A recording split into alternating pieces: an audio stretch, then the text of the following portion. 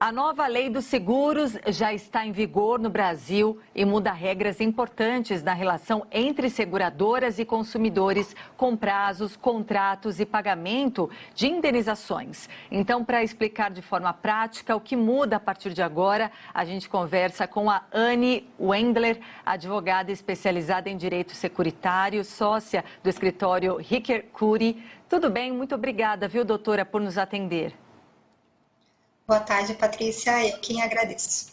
Bom, com essas mudanças que passaram a valer, isso prejudica ou beneficia o cliente, o consumidor? De um modo geral, Patrícia, a lei ela vem trazer mais clareza, ela traz mais previsibilidade na relação de seguro. Então, tanto uma previsibilidade por conta de prazos que agora a lei ela prevê.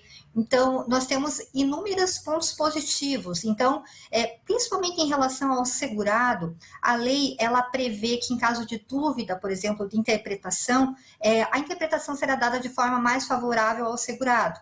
É claro que o segurado também possui obrigações mais definidas também, como, por exemplo, o dever de informar, né, o dever de não agravar o risco intencionalmente, dolosamente, e a seguradora também possui prazos a serem cumpridos, a serem observados. Isso dá muito mais previsibilidade e segurança jurídica para todos os envolvidos nessa relação securitária. Agora, então, a partir de então, o que o cliente, o consumidor, precisa ficar de olho no fechamento de um contrato com uma seguradora? Veja, nesse momento da formação do contrato, nós temos um personagem muito importante que a lei prevê agora, que é a figura do corretor. Então, o corretor, ele passa a ter uma função mais essencial ainda, porque cabe a ele orientar, representar o segurado, passar todas as informações. Inclusive, há uma previsão específica dele que ele tem de 5 dias para repassar informações, repassar documentos. Então, é claro que uma orientação primordial é que o segurado se valha muito dessa orientação do corretor também, que tem um significado importante na relação e intermediação com a seguradora. Em relação à seguradora, ela possui, por exemplo, um prazo agora de 25 dias para aceitar a proposta do seguro.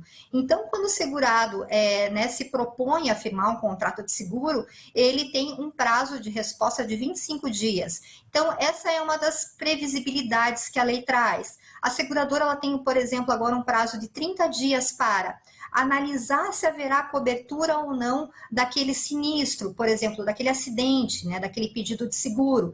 Isso dá uma segurança ao segurado, né, de ter uma resposta num prazo objetivo fixado em lei. Seguradora, por exemplo, também tem prazo de 30 dias para pagar o seguro, né? Quando ela decide que há cobertura, ela tem um prazo ali de 30 dias para pagamento do seguro. Não havendo esse pagamento, há uma previsão na lei de uma multa de 2%. Então, todo esse caminhar do contrato de seguro, agora a lei ela detalha todo esse caminhar, desde a sua formação até a sua execução. Em relação às carências, doutora, que é algo que também preocupa muito as pessoas, o que ficou estabelecido? Olha, em relação à carência, o que há de previsão na lei, a lei ela prevê seguro de danos, né? Ela prevê o seguro sobre a vida e integridade física.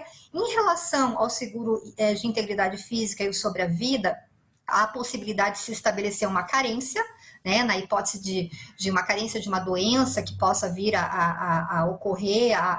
Então, há esse prazo de carência e, passado o prazo de carência, a seguradora ela já não vai ter essa possibilidade de negar o seguro, né, por conta daquela doença específica. É claro que isso para contratos que têm previsão de carência, né? Não são todos os contratos que terão uma previsão de carência. Então, a previsão de carência no contrato de seguro, na lei, especificamente está prevista no seguro sobre a vida e integridade física. Ponto aqui, doutora, que eu queria que você tentasse esclarecer, né, dessas mudanças. Olha, o segurado não pode aumentar de forma intencional e de forma relevante o risco coberto pelo seguro, sob pena até de perder a garantia. Explica pra gente. Nesse ponto eu vou dar um exemplo muito comum, por exemplo, do seguro automóvel. Digamos que a gente vai firmar um contrato de seguro automóvel e no questionário, na avaliação de risco, a gente informe que aquele veículo terá uma garagem para a sua guarda. A partir do momento que se informa isso e o segurado, por exemplo, passa a deixar o carro na rua, né? Essa é uma hipótese de agravamento de risco.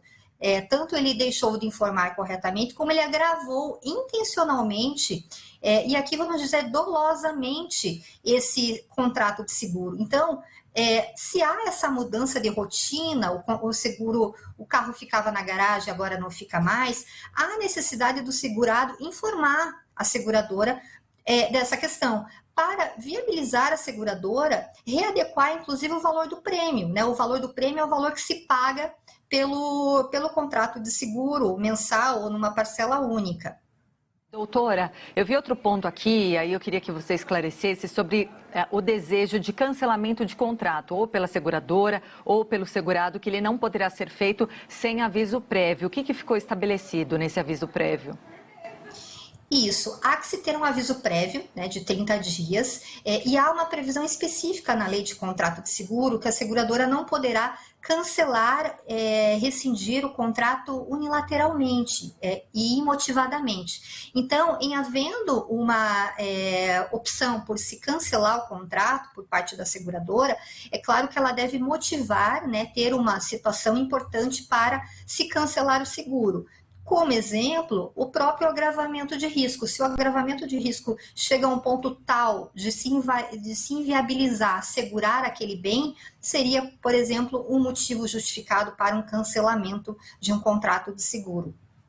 Todas essas mudanças da lei de seguros, ela abrange qualquer tipo, qualquer modalidade de seguro hoje no Brasil? Seguro de vida, de carro, de imóvel, de empresa? Exatamente, ela abarca todos os tipos de contrato de seguro. Então, é claro que alguns seguros têm a aplicação do Código de Defesa do Consumidor e outros seguros não terão essa aplicação subsidiária do Código de Defesa do Consumidor, porque nem todo seguro é uma relação de consumo. Então, teremos aqui contratos que as partes possuem um equilíbrio e outros contratos em que há uma relação de consumo e aí então se aplicará a lei e poderá se aplicar também o Código de Defesa do Consumidor. Doutora Anne Wendler, muitíssimo obrigada por tirar nossas dúvidas aqui sobre essa nova legislação que já está em vigor. Um bom fim de ano, bom Natal, doutora. Obrigada, boa tarde. Boa tarde.